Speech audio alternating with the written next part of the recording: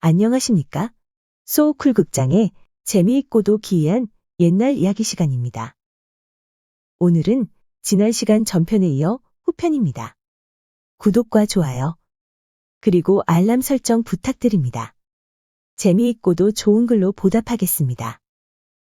물동이에 버들잎이 들어가자 여인은 물을 버리고 다시 물을 떴다. 이생은 또다시 버들잎을 물동이에 떨어뜨렸다. 여인은 또 물을 버리고 다시 새 물을 떴다. 이생은 또 버들잎을 물동이에 넣었다. 그러자 여인이 나무 위를 쳐다보고 말했다. 사람이면 내려오고 귀신이면 사라지시오. 이생은 나무에서 내려가 자기가 여기까지 온 내력을 이야기했다. 그런 다음 도적이 어디에 사는지 아느냐고 물었다. 젊은 여인은 깜짝 놀라며 자기는 재상딸의 몸종이며 이름은 삼월이라 하고 재상딸이 도적한테 납치될 때 같이 잡혀와서는 지금 도적네 집에 붙잡혀 살고 있다고 했다. 그러면서 바로 저기 있는 기와집이 도적의 집이라는 것이었다. 이생은 3월의 치마 속에 숨어서 기와집 안으로 들어갔다. 그런 다음 어떤 비밀스러운 방으로 안내되었다. 조금 있으니 3월이 아름다운 낭자를 데리고 나왔고 그녀가 바로 재상의 딸이라고 했다.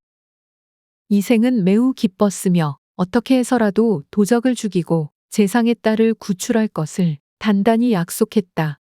재상의 딸도 이제야 살 길이 생겼으니 하늘이 무심치 않음을 깨달았다면서 울었다. 그러더니 갑자기 정색하고 말했다. 제 생각만 하고 있을 수 없습니다. 홀몸으로 여기까지 오다니. 선비님은 목숨도 아깝지 않습니까? 도적은 사람이 아니라 괴물입니다. 그 괴물은 머리가 셋이나 달린 데다가 신통력이 있어서 사람은 그를 당할 수가 없습니다. 그러니 빨리 도망을 치십시오. 그러면 목숨만은 건질 수 있을 것입니다. 이생이 단호히 거부하자 비로소 이생의 진심을 확인한 재상의 딸은 그제야 여러 가지 이야기를 이생에게 했다. 이곳은 땅속 삼천길에 있는 도적의 나라이며 노략질해 온 물건들이 광에 가득 쌓여 있다는 것이다. 이생이 여인의 안내로 첫째 광을 열어보니 살이 가득했다. 둘째 광을 열어보니 각종 비단이 가득했고 셋째 광을 열어보니 사람의 백골이 가득했다. 도적이 사람을 잡아다 먹고는 뼈만 여기에 두었다는 것이며 이생도 들키기만 하면 잡혀서 저렇게 된다는 이야기였다. 또 다른 광에는 살아있는 사람이 가득했다. 장차 잡아먹으려고 가두어 두었다는 것이다. 그것 말고도 광 속에 들어있는 많은 것들을 구경시킨 후에 재상의 딸이 이생에 말했다. 괴물 도적은 지금 바깥 세상에 도둑질 나가고 없습니다. 그 괴물은 한번 나갔다 오면 100일 동안 잠을 자니까 그때 목을 베어야 하는데 보통 칼 가지고는 목을 벨 수가 없어요. 무사님, 이리 와보셔요. 재상의 딸은 9자가 넘는 긴 칼이 있는 곳으로 그를 데리고 가서는 이생에게 그 칼을 들어보라고 했다. 이생이 그 칼을 두 손으로 집어 올리려고 하였으나 칼은 꿈쩍도 하지 않았다. 그것 보셔요. 이 칼 하나도 제대로 들지 못하는데 어떻게 그 괴물을 처치하려는 것입니까? 정승의 딸은 괴물 도적은 한 손으로 그 칼을 휘내둘러 칼춤을 춘다고 말하였다. 그러면서 정승의 딸은 미리 감춰두었던 동산물을 가지고 와서 마시라고 하였다. 그 물은 도적이 아껴 마시는 것으로 수백 년 된 동자삼을 고운 것이었다. 동산물을 마시자 하루가 지나니 칼이 조금 움직였고 이틀이 지나니 칼을 들 수 있었으며 사흘이 되니 두 손으로 휘두를 수 있게 되었다. 이생은 날마다 동산물을 마시고 9자가 넘는 긴 칼 쓰는 법을 연습하면서 괴물 도적과 싸울 준비를 했다. 그러나 그 칼을 마음대로 휘두를 정도가 되려면 아직도 석 달은 더 기다려야 했다. 이때 탕하고 하늘이 깨지는 듯한 소리와 함께 사나운 태풍이 불어닥쳤다. 정승의 딸에게 이게 무슨 소리냐고 물으니 도적이 백리 밖에서 오고 있다는 신호라고 했다. 또 한 번 탕하고 소리가 나자 조금 전보다 더 거센 태풍이 휘몰아치기 시작했다. 이건 심리 밖에 있다는 신호라고 했다. 조금 있으니 쾅하면서 천둥치는 소리가 났다. 재상의 딸은 도적이 집 가까이 왔으니 빨리 숨으라고 다락문을 열어주었다. 이생은 무서워 다락 속에 숨었다. 그러자 태풍이 불고 회오리 바람이 일더니 괴물 도적이 들어왔다. 도적은 들어오자마자 호통을 쳤다. 방 안에서 사람 냄새가 나는구나. 누가 왔었느냐? 정승의 딸은 웃으며 오긴 누가 와요. 제가 아직 땅속 나라에 익숙하지 못해 내 몸에서 나는 냄새죠. 하고 속여 말했다. 그러자 괴물 도적이 자리에 앉으며 술을 가져오라고 호통쳤다. 정승의 딸은 동삼주가 아닌 잠드는 약을 탄 술을 가져다 주었다. 도적은 그런 줄 모르고 술을 몇 동이나 마시더니 그대로 잠이 들었다. 도적의 코 고는 소리는 마치 나팔 부는 소리처럼 컸다. 그것을 본 정승의 딸이 이생에게 달려와서는 알렸다. 이제 겨우 잠이 들었어요. 100일 후에나 일어날 테니 그 안에 죽여버려야 합니다. 이생은 계속 동산물을 마셨다. 이생의 힘은 날이 갈수록 강해져 이제는 9자가 넘는 긴 칼을 마음대로 휘두를 수가 있었다. 석 달째가 되던 날 마침내 자신이 생긴 이생은 자고 있는 괴물 앞에 불쑥 나타났다. 목에 붙은 3개의 머리는 모두 눈을 뜨고 있었지만 괴물은 깊은 잠에 빠져 있었다. 이 몹쓸 괴물아. 너를 죽이려고 왔다. 어서 내게 덤벼라. 이생이 고함을 지르자 잠에서 깨어난 괴물은 3개의 머리를 빙글빙글 돌리며 이생을 봤다. 그러더니 어이없다는 듯 픽 웃으며 다시 잠을 자려고 했다. 이놈아. 내가 무섭냐? 어서 덤비지 못해. 이생은 긴 칼을 날쌔게 휘둘러 머리 하나를 찍어 떨어뜨렸다. 그러자 괴물의 목에서는 시뻘건 피가 솟구쳐 올랐다. 부하가 머리끝까지 치민 괴물은 손으로 이생을 덥석 잡아 입에 넣어 삼키려고 했다. 그 순간 이생은 공중으로 크게 도약하더니 괴물 도적의 2번째 머리를 뱉다.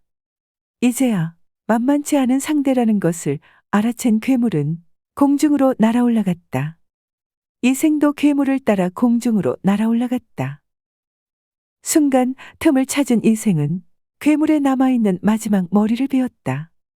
그러자 희한하게도 머리는 몸에서 떨어졌음에도 불구하고 눈을 크게 부릅뜨고는 입으로 큰 소리로 고함을 지르고 있었다. 그러다가 땅에 떨어졌는데 놀랍게도 머리는 자기 힘으로 다시 공중으로 올라가려고 꿈틀거렸다. 목에 붙으려는 것이다. 이것을 본 재상의 딸과 몸종 3월은 잽싸게 부엌의 재를 큰 그릇에 퍼와서는 괴물 머리의 목 부분에 부었다.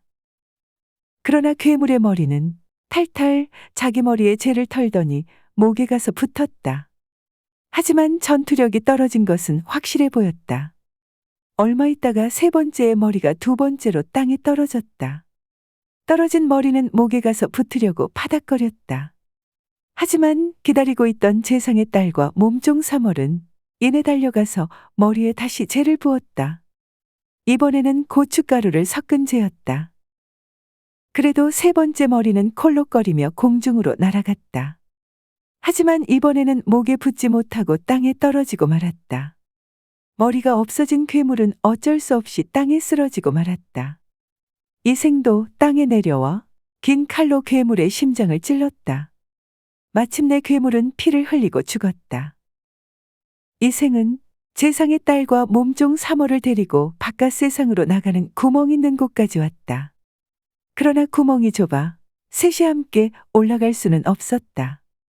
그래서 이생은 삼태기에다 재상의 딸을 태운 다음 동아줄을 흔들었다. 지상에서 눈이 빠지도록 기다리고 있던 동생들은 아래로부터 동아줄이 당겨지자 기다렸다는 듯이 재빨리 끌어올렸다. 재상의 딸 다음으로는 몸종 3월이를 태웠다. 그녀도 바깥 세상으로 무사히 올라갔다. 이제는 마지막으로 이생이 동아줄을 타고 나갈 차례였다.